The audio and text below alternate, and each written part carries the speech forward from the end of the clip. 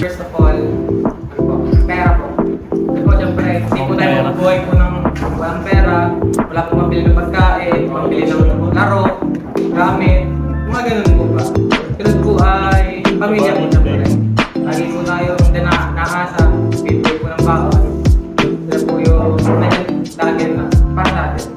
Tapos ang last po yan, sarili po. Ito po ayaw ko mag-hirap.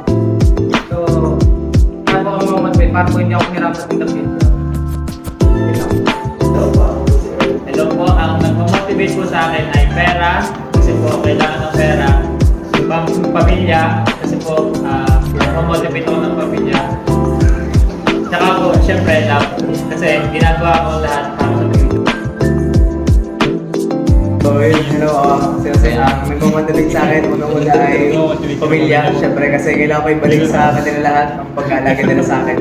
Ang pangalawa ay yung pera, syempre para ma-access ko yung mga hindi ko magamit dati, at saka ang panghuli ay yung PC ko kasi isang instrumento yun para sa success. So, kung ano nag-motivate sa akin si Mama and Papa kasi sila laging nagbibigay sa akin ng kung anong mga gagawin ko. Tapos, sila din sa pagkain kasi kung anong pagkain, siyempre, mamatay natin. And, ang last is yung crush ko, siyempre. Yo! Reason. Hi, ako si Rinyal Digahuman. Ang unang nagpo-motivate sa akin na yung pamilya. Kasi under pressure. Ang pangalawa ay siyempre pera. Kasi need yun ang lahat. Then pagkain kasi paano ko mabubuhay kung hindi ako makain. Ang nagpo-motivate sa akin ay pera, sarili at saka pamilya. Pera dahil ayoko mabuhay ng namang problema ng pera, tapos sarili dahil may pangarap ako, tapos pamilya dahil pamilya dahil sila yung tumutulong sa akin. I am Raymond Janem Hernandez, and the three things that motivate me are my family, because they give me the reason to strive every day, the life that is given to me, because it would be wasted if I don't use it properly, and lastly is God, because He is the reason why I am here. Para naman nagkasunod sa tatlong bagay na ako para motivate sa akin. Pamilya, pera. At saka malili ko din. Manok.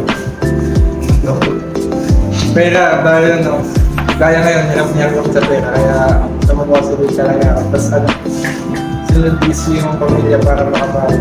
Tapos yun sarili ko para So, ang three things that motivate me, una is family and my boyfriend. And syempre, sa family ko, ako yung breadwinner, eldest daughter. Then, syempre si boyfriend, nasa Netherlands. So, someday, sana, nandun na din ako. So, for the future.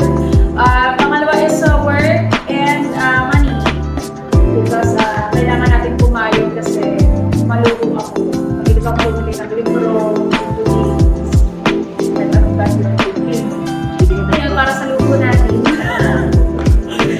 Number 3, motivation. Si God. Kasi I don't think I'll be here kung hindi dahil sa grace and biyaya. Nagmagulo sa kasi sa pera kasi paminsan mahilig ako sa pera, nagawa ko. Pangalawa is pagkain, mas mahilig ako kumain, tapos laptop, syempre kasi masaya. Okay, so yung 3 na nag-motivate sa akin is una si Lord kasi sa kanya ako tumalapit kapag talagang green na ako and kasi wala na akong masabi ng mga problems ko. Then, family ko kasi sila yung nagsusuporta sa akin at pera. Kasi maluho din po ako, una is family kasi reason lang ng iba kasi lagi sila nandun para sa akin sa mga suporta. 2 is money, same din sa kanila, mga pera. 3 is my cats kasi wala silang masasabi, walang kabay. So yung 3 things na nag-motivate sa akin is number 1 is yung family ko kasi sinusupport nila ako sa lahat ng gusto ko at sa mga gusto kong bilhin sa buhay ko. Kaya parang gusto kong mag-give back sa kanila. And yung pangalawa is yung pera. Yun nga, para mabigay ko sa family ko din kung ano yung binibigay din nila sa akin. And yung pangatlo is work ko yun. Kasi So yung una nagpapa-motivate sa akin is money. Kasi money can buy everything. Like in your price and I can buy. So yes. Then pangalawa is family and friends kasi they are my support system. Yes. And lastly is lalaki. Little myself. Me, myself, and I. Yeah, I would like to thank Yo, I'm Aaron. 3 things na nag-motivate sa akin. Siyempre, una-una, family. Kasi sa family, 5 na kami. Tapos, ako yung bunso. Ayun, sunod kong kapatid, ang age gap sa akin, 14. Ay, 12, sunod 14. Tapos yung nanay at tatay ko, tandaan sila. Parang nakikita ko na nababago na sila, kaya naman motivate ako sa kanila. Tapos yung sa mga kapatid ko naman, nakikita ko na successful na sila. Tapos parang gusto ko, in the future, parang ganoon din. Tapos pangalawa, syempre pera. Yun, kagaya nyo, gusto ko rin mag-give back sa family ko. Syempre, sa mga kapatid ko. Tapos pangatlo, yung girlfriend ko ngayon. Sa girlfriend ko kasi, mahabang kwento. Basta, siya yung yung tawag doon. Basta parang nakagit sa akin simula nung basta.